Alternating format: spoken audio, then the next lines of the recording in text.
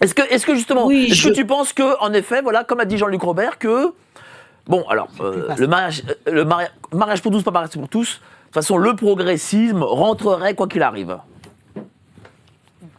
Non, alors ça veut dire qu'il est inutile de résister en quelque matière que ce soit et que par conséquent, puisque les dés sont jetés, on n'a plus qu'à se faire. Voilà. Donc là,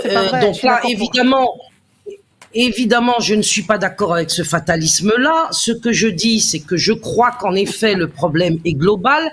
Mais là où monsieur Jean-Luc Robert, à mon avis, se trompe, c'est que les familles n'ont pas la main sur tous les problèmes et ne peuvent avoir la main sur le problème global. C'est-à-dire que nous avons affaire à une forteresse globalisante avec tous, effectivement, les aspects de leur volonté de détruire l'humanité et que cette forteresse, elle est appuyée sur plusieurs piliers, on va dire 4, et qu'il faut bien taper tous ensemble sur le même pilier pour y arriver, parce que si vous faites tomber un pilier de cette, comment dirais-je, mondialisation, eh bien, le reste s'effondrera également comme un château de cartes. Or, sur quel pilier pouvons-nous tomber, nous, les gens du peuple ?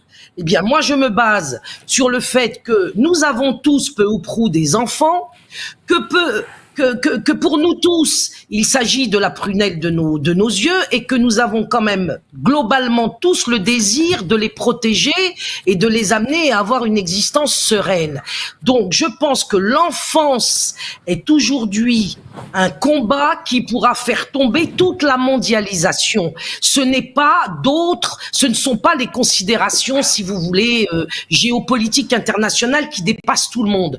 Nous avons aujourd'hui une famille qui devient d'ailleurs de plus en plus attaquée et qui finit par adopter des comportements mortifères elle-même. Entre les membres d'une famille aujourd'hui, c'est de plus en plus la guerre. C'est ça la victoire du mondialisme. C'est ça la victoire du satanisme. C'est que le satanisme, lui, sait très bien que si vous éclatez la famille, il a gagné sur toute la ligne.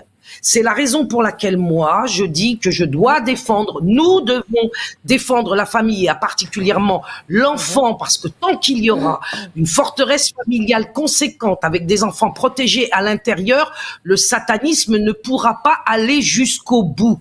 Et les gens du peuple n'ont pas les banques de France, ou les banques étrangères, n'ont pas les armées, n'ont pas les médias, n'ont pas tout ce qui fait la force du pouvoir actuel qui nous oppresse. Le peuple actuel n'a que ses enfants. Et c'est avec ces enfants que nous devons résister. Comment ? Eh bien, en les protégeant justement de toutes ces politiques mortifères. Par conséquent, je ne peux pas être d'accord en disant que c'est un sujet annexe et que le mariage homosexuel n'a pas eu de... C'est pas ce qu'il a dit, hein. C'est pas ce qu'il a dit. Non, ce que je veux dire, c'est que sans le mariage homosexuel, les choses auraient quand même évolué de la même façon. C'est ce que dit Jean-Yves Robert. Oui, et ben moi, je vous dis que non. Voilà. Et ben moi, je vous dis que non, parce que quand nous avons gagné en 2014, en fin juin 2014, quand nous avons gagné notre combat sur les journées de retrait de l'école, ils ont retiré le programme ABCD de l'égalité qui devait être mis en place à la rentrée suivante et en le généralisant. Donc, ils ont dû évidemment pouvoir revenir par la fenêtre étant sorti par la porte, mettre en place des représailles. Mais si nous avions eu quelques associations, quelques psychologues, quelques dissidents qui avaient continué à taper sur ce pilier de la défense de l'enfance, ils seraient pas revenus aussi facilement. Là, le problème, c'est le combat qui a été abandonné.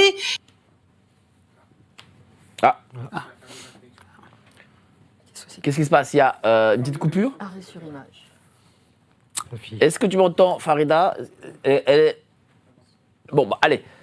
Sylvain Baron, un petit mot. Ouais, de mon côté, hier, en préparant l'émission, je réfléchissais un petit peu à qui avait intérêt, en fait, à la fois déstructurer les familles, abrutir les enfants, les sexualiser. Et je repensais un petit peu à toutes les affaires de Epstein, actuellement c'est le rappeur américain, je ne sais plus, Puff Daddy. Il y a aussi là très récemment une autre affaire qui est tombée avec un autre ultra riche qui tenait l'agence Fitch, qui était aussi accusé de consommer des jeunes hommes pour les violer. Donc en fait, je me disais, finalement, c'est de l'hyperclasse. Et quand on revient finalement à à l'histoire de l'humanité et qu'on revient jusque dans les temps antiques, on se rend compte que ça a toujours existé d'une certaine façon. C'est-à-dire les gens excessivement riches et qui avaient beaucoup de pouvoir avaient des esclaves sexuels, faisaient des castrats, ils avaient des harems dans les civilisations orientales, etc. Ah, c'est bon, elle est revenue. Et je pense que c'est une question d'hubris, c'est-à-dire que les gens les plus riches dans une société, quand ils ont le tout, quand leurs moindres désirs sont atteints, la dernière chose sur laquelle ils peuvent se confronter, c'est en fait un être humain qui leur dit non. Quand bien même vous me donneriez beaucoup d'argent, je refuse d'accéder à vos désirs sexuels qui sont inhérents à l'humain, quoi, on va dire. Et donc ça c'est quelque chose qui les chagrine, parce que certes, ils peuvent jouer sur la faiblesse d'une partie de l'humanité, sur les vulnérabilités existantes, avec des entremetteurs qui sont là pour aller chasser pour eux les gens les plus pauvres et les plus vulnérables. Mais mine de rien, il y a tout un système juridique et moral qui s'est bâti, à la fois par l'entremise des religions et puis tout simplement du système des lois, qui fait que c'est de moins en moins facile. Donc, qui finalement a intérêt à dévoyer à la fois nos fondamentaux spirituels les plus ancrés, même quand on n'est pas religieux, ou dévoyer le système juridique pour petit à petit introduire le fait que il faut revenir à des esclaves complètement débiles qui ne comprennent plus ce dans quoi ils sont embarqués et qui sont ultra sexualisés, donc qui assouviront très aisément leurs moindres désirs. Je pense que tout ça, ça vient de l'hyperclasse qui elle-même fait descendre ça en tant qu'idéologie vers la bourgeoisie qui elle-même est au pouvoir. C'est la bourgeoisie qui est au pouvoir, c'est pas l'hyperclasse. L'hyperclasse est au-dessus. Et donc il n'y a plus qu'à faire descendre encore vers les gueux. C'est un petit peu comme ça que j'analyse. Il y a une histoire d'intérêt pour moi. C'est une histoire d'intérêt de l'hyperclasse. De s'attaquer aux enfants. Oui, aux familles en général, mais même il n'y a pas que la question de la sexualisation des enfants, de tous ces repères identitaires. Je pense aussi que déstructurer les familles, quand on casse le noyau familial, on sait que le noyau familial, c'est celui qui est le plus résilient à toutes les formes d'arbitraire de l'État. Donc si vous cassez la famille, si vous êtes capable de la casser, il n'y a plus de résistance possible en fait face à différents arbitraires. Donc je pense qu'il y a un intérêt à la fois de sexualiser pour faire des esclaves plus faciles et puis aussi d'abrutir, parce qu'il est plus facile d'être asservi quand on est stupide, quand on est ignorant, que lorsqu'on est conscient et éduqué. Mais il y a aussi la volonté de détruire les formes de résistance sociale les plus élémentaires, qui sont les noyaux familiaux, et je pense que ça vient d'en haut. Merci à toi. Chère Farida, tu es là ? T'as entendu ce qu'a pu dire notre ami Sylvain ? Qu'est-ce que t'en penses ? Moi, ce que j'en pense, c'est que donc moi j'ai été révoqué à l'âge de 61 ans pour avoir officiellement et publiquement combattu la théorie du genre et la sexualisation des enfants. Et ce que je veux dire aujourd'hui, c'est que il y a Édouard Durand, le juge Édouard Durand, qui était le président de la Civis. Lui, il vient d'être écarté de ses fonctions parce qu'il avait rassemblé 30 000 témoignages de victimes d'inceste, qu'il faisait des préconisations avec sa Civis, sa commission que j'ai pas bien suivie. Donc j'ai simplement vu ces derniers temps que ce type avait été écarté et qu'il avait été écarté tout simplement parce qu'il prenait le parti de l'enfant, lequel parti de l'enfant avait été détruit par le procès d'Outreau grâce à l'avocat, comment il s'appelait, Roman ? Dupond-Moretti. Le gros, là. Dupond-Moretti avait dit on peut pas croire les gosses, donc ça les a conduits à massacrer des enfants au prétoire en les mettant par ailleurs sur le banc des accusés alors qu'ils étaient victimes.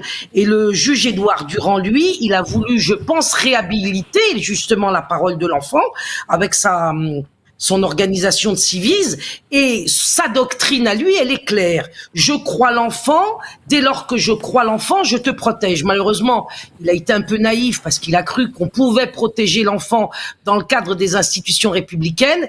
Eh bien, évidemment, il vient de se rendre compte qu'on ne va pas très loin lorsqu'on mise sur la République. Donc, il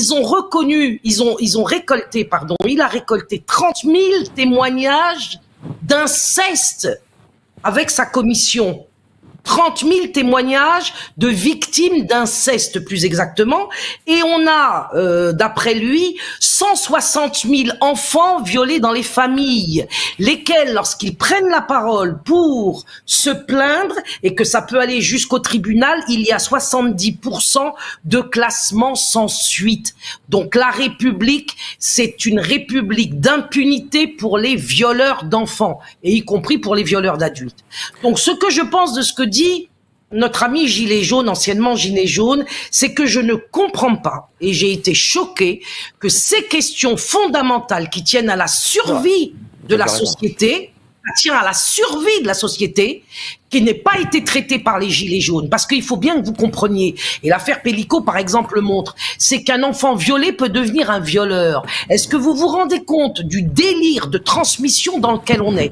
C'est-à-dire qu'on n'a plus de transmission des connaissances, mais on a la transmission du viol. On a la transmission de ce qu'on appelle abusivement les abus sexuels. D'ailleurs, je voudrais faire un sort à cette expression. Il ne s'agit pas d'abus. Il faut arrêter de parler des abus sexuels. Parce que lorsqu'on dit abus, ça veut dire qu'il y aurait une limite à ne pas dépasser. Moi, je dis qu'il s'agit de viol.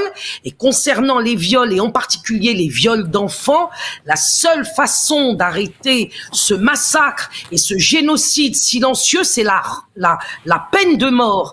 Il n'y a pas d'autre solution que la remise, le retour de la peine de mort pour les pédophiles violeurs d'enfants. Merci, merci Farida. Cher Sylvain, voilà, il faut dire les choses. Très rapidement, tu n'étais pas questionné à l'époque des Gilets jaunes. C'était pas mon sujet à titre personnel, mais il y a beaucoup de Gilets jaunes qui avaient effectivement qui venaient de ces questions de lutte relative à l'enfance, etc. Maintenant, le mouvement Gilets jaunes en lui-même était quelque chose de beaucoup plus radical et beaucoup plus révolutionnaire, puisque le parti pris était de dire que que ce soit pour traiter de ces questions-là ou d'autres questions qui sont relatives au fonctionnement, au dysfonctionnement plutôt de notre société, il fallait commencer par partir d'un constat simple, c'est qu'il fallait faire sauter le premier domino de l'échiquier politique en France, ce qui faisait tomber en cascade le reste, ainsi que toute la somme d'idéologie qu'il y avait derrière. Donc c'était un mouvement révolutionnaire, c'était pas un mouvement qui prenait parti pour une cause en particulier. Merci à toi, cher Sylvain. Alors j'aimerais le témoignage de Stéphanie, qui a un enfant justement de moins de 10 ans. 7 ans et demi. Voilà. Je trépigne de répondre à Farida, qui est très intéressante. Mais alors, je tiens à dire, je me suis peut-être mal exprimée tout à l'heure, quand j'ai parlé de dérapage, je voulais parler c'est du point de vue des parents qui ne sont pas informés, qui pensent qu'il y a certains dérapages à l'école et que c'est tout, en fait. Donc, sur le terrain, les parents ne sont pas informés. J'en veux pour preuve le fait que moi et mon compagnon sommes allés voir la directrice de notre école. Quand nous avons entendu parler de séances organisées par EVARS, enfin des séances d'EVARS. C'est quoi ces séances? Raconte-nous. Dans certaines écoles, c'est pas dans toutes les écoles de France. Mais là où tu es, raconte-nous les séances. Là où tu es, c'est quoi? Là où je suis, il n'y a pour l'instant pas eu de séance. C'est la directrice qui s'occupe avec ses enseignants qui sont pour l'instant des enseignants qui sont d'aplomb. Donc on n'est pas là-dedans. La directrice, nous l'avons rencontrée parce que nous avons entendu parler de séances dans d'autres écoles qui se tiennent sans que les parents soient prévenus. Donc nous nous sommes dit, nous n'aurons pas le temps de retirer notre enfant de l'école ce jour-là.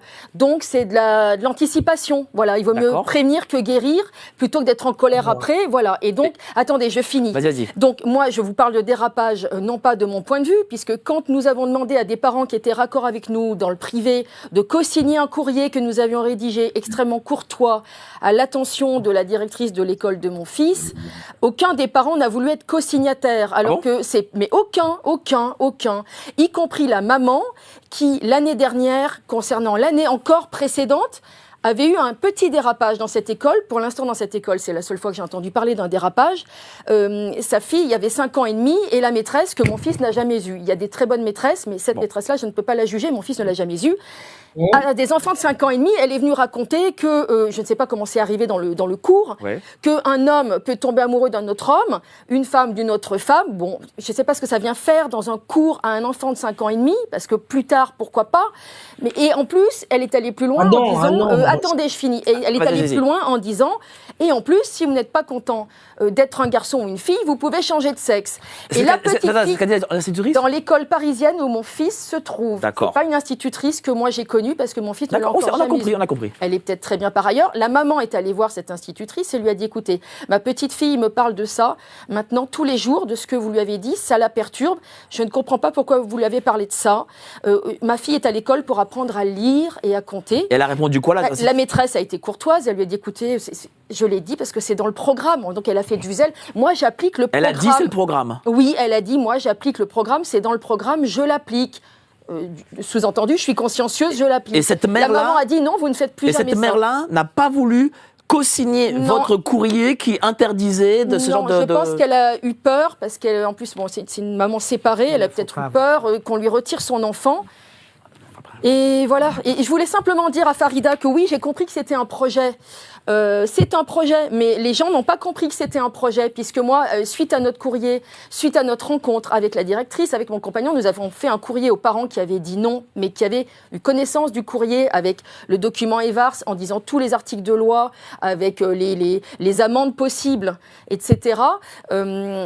Et des pères m'ont dit, mais en fait, vous faites un procès d'intention aux institutrices. Et il y en a même un qui m'a écrit en me disant, Stéphanie, ne m'envoie plus de mail en ce sens. S'il te plaît, merci. Et je lui ai dit, d'accord. Donc j'ai bien compris que les gens n'étaient pas informés. Et ce que je veux dire à Madame Belboul, c'est que... C'est-à-dire qu'ils t'ont pas cru sur ce qui... Non, ils pensent que nous sommes des parents fêlés, un peu avoir le mal partout.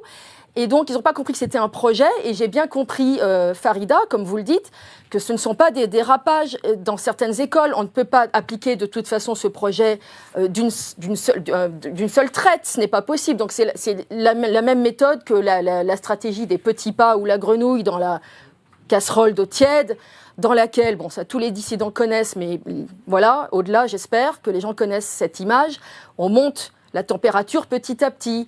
Donc mon fils a la chance d'être dans une école publique au centre de Paris, une école avec des institutrices vraiment très compétentes.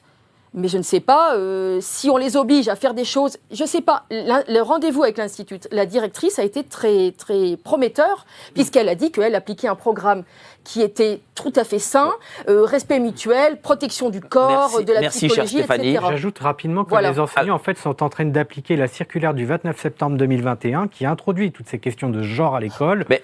Vas-y. Oui, c'est parce que du coup, moi, j'ai fait recherche plutôt sur le terrain du droit. Il y a réellement une juridique, le fait de rendre ça juridique et le formaliser. Il y a une association qui s'appelle le Syndicat de la famille qui fait du bon boulot. J'ai pu trouver pas mal de sources grâce à eux et qui dénoncent ce fait-là. Et il y a des sénateurs. Donc c'est pas des conneries. Ah non, il y a des sénateurs qui ont voulu faire abolir. Merci. Je retourne la parole. Farida. Dis-moi, t'as eu là un témoignage d'une maman qui te dit, voilà, ils ont fait un courrier en disant, attends, je finis, en disant, voilà, on est contre ça, et les parents lui ont dit, écoute, ce que tu leur racontes, c'est des bobards. Ça veut dire que les gens ne croient pas ce qu'on raconte, quoi. C'est fou quand même. Les gens ont dit... Attends, vas-y Farida. Non, voilà ce qui se passe, parce que nous, on connaît très très bien le terrain, Mike et chers amis. Ce que je veux dire, c'est que, contrairement à ce que dit notre ami Gilet jaune, l'enfance n'est pas une cause parmi d'autres causes. L'enfance, et c'est tout le désaccord que j'ai avec les Gilets jaunes, aujourd'hui encore, c'est-à-dire que lui, il me dit que les Gilets jaunes, c'est un mouvement révolutionnaire qui n'a eu aucun résultat. Et c'est normal compte tenu de la façon dont ils étaient absents sur le plan de la doctrine, absents sur le plan de l'organisation et de la hiérarchie, absents au niveau des perspectives et absents sur le plan de l'enfance. La question de l'enfance et de la famille, cher ami, c'est la mère des batailles. Ce n'est pas une cause parmi tant d'autres. Et c'est bien l'erreur que tout le monde commet aujourd'hui et contre quoi je suis obligé évidemment de m'exprimer. Pour en venir maintenant à Stéphanie, elle l'a dit et elle ne s'est pas trompée. Ils ont peur des placements abusifs. Il faut savoir qu'aujourd'hui, en particulier, en direction des familles qui pourraient se rebeller contre un quelconque aspect du programme, surtout si on est dans une famille de divorcés, surtout si on est dans une famille qui n'a pas de garantie de représentation, dans une famille X ou Y qui donnerait une prise aujourd'hui à un signalement d'informations préoccupantes. Il faut imaginer la situation où aujourd'hui dans les quartiers, on voit arriver des flics qui vous défoncent la porte d'une famille et qui partent avec les gosses. Quand on a vu ça, que ce soit sur son propre terrain ou sur le net, ou que la rumeur publique l'amène jusqu'à vous, eh bien, je pense qu'en effet, il y a de quoi réfléchir. Et mon travail à moi, tous les jours, Roman, mon collaborateur, en est témoin. Je dis aux familles, ne signez rien. Parce que ce n'est pas ce qu'il faut faire. Signer une lettre, d'abord la lettre, ils se la prennent et ils se mouchent avec, pour ne pas dire autre chose, mais c'est surtout une dénonciation en bonne et due forme de votre propre personne par vous-même. Ce qui est à faire n'est pas ceci. Il ne faut pas se dénoncer. De la même façon, j'ai eu tout à l'heure une maman au téléphone qui m'expliquait qu'elle était partie bille en tête contre l'institutrice pour des raisons qui tenaient justement à la sexualisation des enfants dans la classe. Et elle était seule, comme d'habitude, comme c'est toujours le cas. Pourquoi est-ce le cas ? Parce que nous avons été détruits dans l'organisation et nous avons été détruits à la fois par le pouvoir, mais aussi par la dissidence et aussi non relayés par les gilets jaunes et non relayés, voire calomniés par les mosquées de la République, etc. Tant qu'il n'y aura pas, et que ce soit nous ou d'autres, peu importe, une organisation hiérarchique, avec une doctrine claire et des objectifs à atteindre, qui pourra servir de forteresse de protection aux parents qui pourraient se battre, il n'y a aucun combat individuel possible. Or, lorsque vous êtes une poignée dans une école, c'est un combat qui est individuel, vous vous retrouvez seul à 2 ou 3, même si vous étiez 10, seul face à l'État, vous serez broyé. Moi, j'ai accepté dans le combat que j'ai mené, d'être révoqué. Je savais que ça allait arriver. Mais tout le monde ne peut pas accepter et n'a pas les moyens d'accepter psychologiquement ce genre de choses. D'abord, pour se battre de cette façon, contre ce monstre qui est en face de nous aujourd'hui, sans la foi en Dieu, je vois pas comment c'est possible, hein, je vous le dis tout de suite. Parce que de toute façon, sinon, on va avoir peur de mourir de faim, on va avoir peur de se faire piquer les enfants, etc. Et puis, il faut des stratégies. Quand vous allez bille en tête avec votre petit courrier à l'institutrice qui va l'archiver et vous balancer à l'échelon supérieur dont elle dépend, ça ne changera rien d'autre que de vous mettre en danger vous-même. Vous n'avez pas d'organisation et vous n'avez pas de stratégie et vous n'avez pas de doctrine qui vous permettrait justement d'avancer vers un minimum de protection des enfants. Donc le travail, nous le faisons nous discrètement avec Roman, dans le cadre des conseils de famille que je mets en place, parce que moi tous les jours, 2-3 fois par semaine, je reçois des parents qui m'écrivent, on fait des conseils de famille, ils apportent leur cas précis, je leur donne une solution concrète. Mais c'est pas une solution concrète dithyrambique publique avec des courriers adressés aux bourreaux et à ceux qui mettent en place la politique mortifère. Il faut trouver à la fois des stratégies et des fuites. Dans certains cas, il faut fuir. Vous comprenez, quand on a des enfants qui sont visés par le monstre, il faut fuir. Et à d'autres moments, il faut s'empêcher de faire les choses frontalement face à l'administration monstrueuse parce qu'elle gagnera. Elle gagnera. Donc, vous devez mettre en place des pédagogies intérieures à la famille. Ce que nous faisons, nous, on apprend aux enfants ce qu'il faut pour qu'ils soient plus ou moins, parce qu'on n'y arrivera pas totalement, imperméables à l'idéologie LGBT et sexualisante. Et nous y arrivons. Nous y arrivons. C'est-à-dire que c'est absolument étonnant.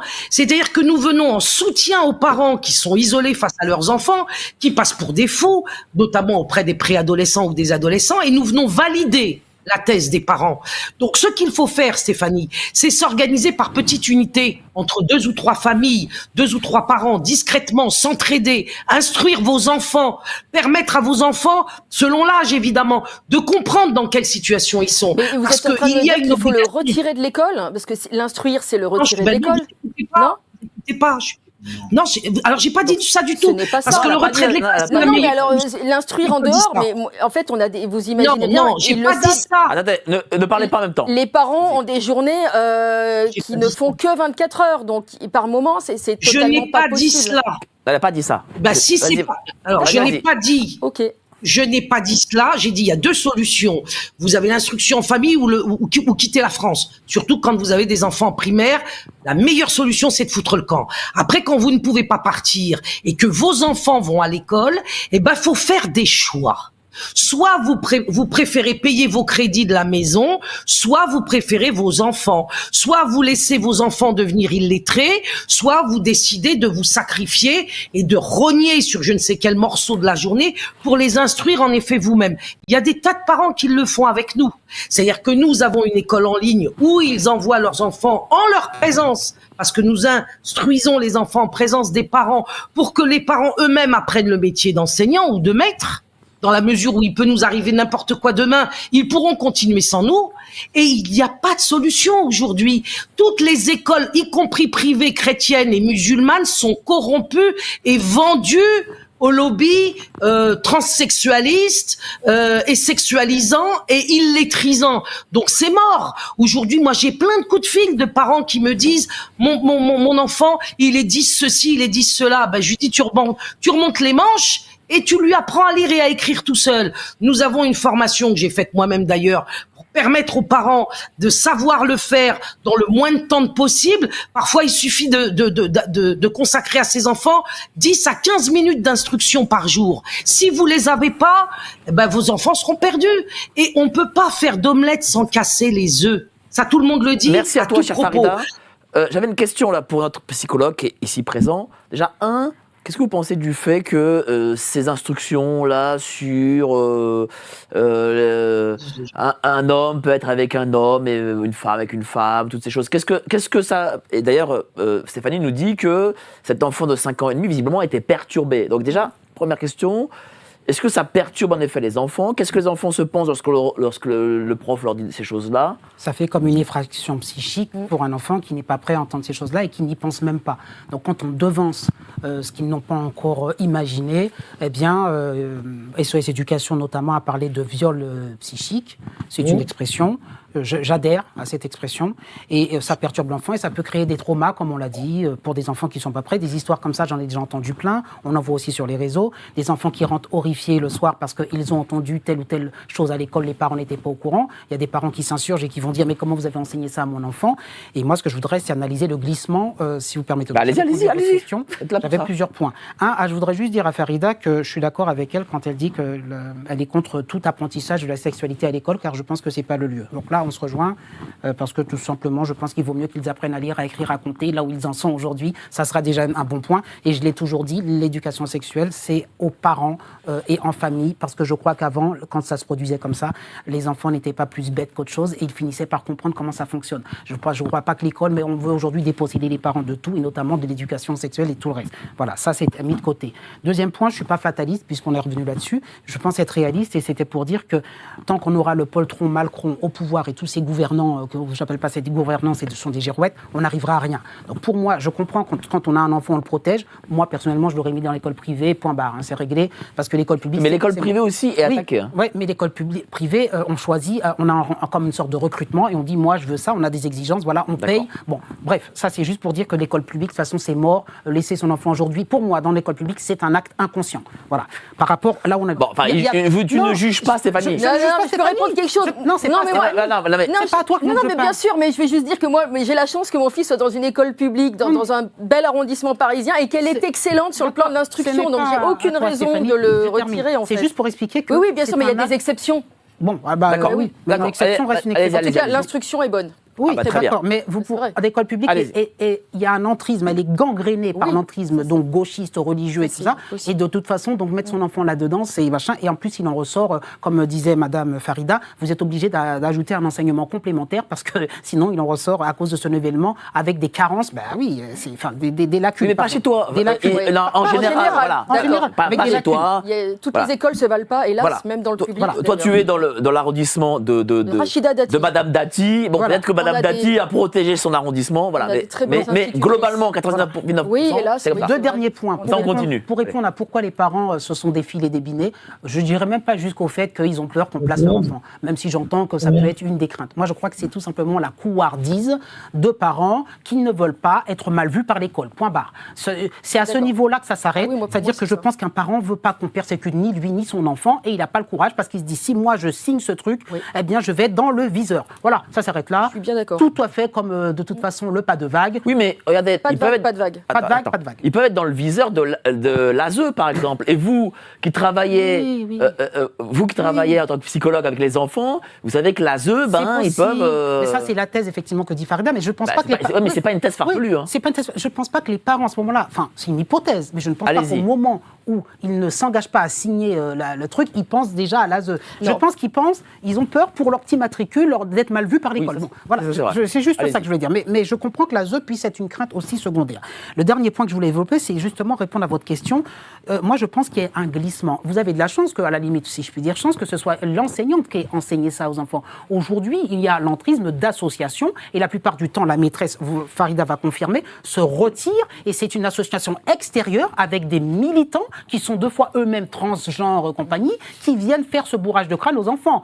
Et donc, les parents ne sont pas au courant et les maîtresses, elles sont même pas limite, elles sont même pas dans la salle limite. Hein. Donc ça, il faut le savoir dans les socio-éducations là-dessus. Et pour terminer sur ce glissement, ce que je veux dire, c'est qu'au départ, ça commence apparemment, comme vous l'avez dit, au niveau des CP. Vous avez vu Nicole Belloubet, maintenant il y a sa successrice, Madame Genetet, qui a poursuivi et qui a dit, moi je reprends le programme de Belloubet, je ne changerai pas une ligne. Donc on est dans le même glissement. Madame Belloubet a bien dit, nous allons mettre cette éducation à la vie sexuelle et affective et tout, depuis le CP jusqu'au lycée. Et qu'est-ce qu'il y a dans cette éducation? Soi-disant, elle dit, écoutez bien, ça c'est très important, ça sera adapté à l'âge de l'enfant. Et c'est là le gros mensonge et la grosse bêtise. Parce que qu'est-ce qu'on va faire enseigner à des CP? Alors elle dit, on va enseigner ce que c'est que la reproduction, comment ça fonctionne. Donc on est dans de la biologie.